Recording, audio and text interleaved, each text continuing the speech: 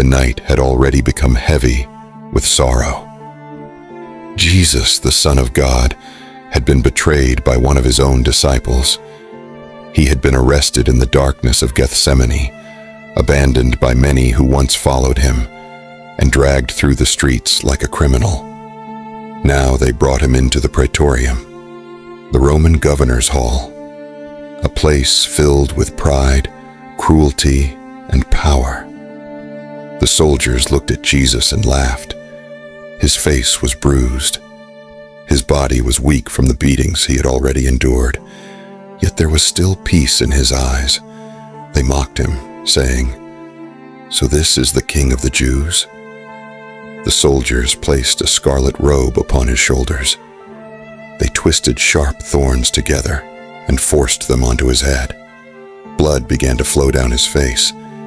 Then they bowed before him in cruel laughter. "Hail, King of the Jews!" Again and again they struck him. Inside the Praetorium, the cruelty became unbearable. Jesus was tied to a pillar. The whip tore through his flesh, again and again and again. Every lash opened wounds upon his body. Many men never survived such punishment. Yet Jesus remained silent. He did not curse them. He did not fight back, because every wound he carried was for the sins of humanity. Pontius Pilate stood watching.